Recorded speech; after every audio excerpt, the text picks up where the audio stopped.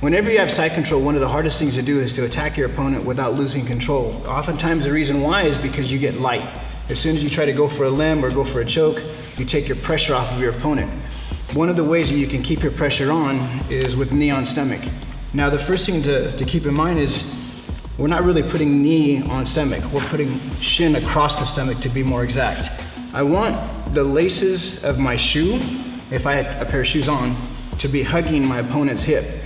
That way it limits their ability to move their body, and I have a mount close to happening. So in the event that my opponent actually pushes me over, they'll actually push me into a mount position. Not that it's a better position to be in the mount, but most people don't want you to mount them, so they're a little bit more hesitant on pushing you and being real explosive. So now what I'm doing from here is I have my kickstand out and I have my hands on the lapel. Now rather than try to pick up on an arm or do anything that involves moving my opponent side to side, I'm just getting the lapel and I'm gonna push the lapel. I wanna push the lapel and I slide my hips behind their back. So from here, it may take a few seconds or it may take the better part of a minute, but it's a matter of keeping the control of your opponent.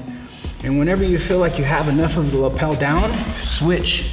Put your elbow to the mat. And at this point, now you switch your grip.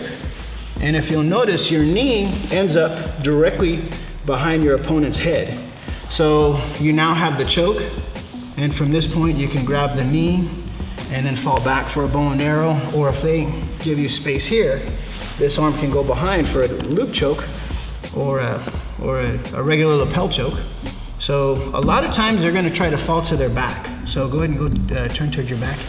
And when they do that, the opportunity to choke them comes in many different directions, but once again, this is from having your shin across the stomach and you're pushing the lapel, and then loop your arm around. And that's a simple way of attacking your opponent without ever taking any pressure off of them. The techniques go much deeper than this. To find out more information and to dig deeper into the truth, please stay tuned to the Trujitsu Revolution.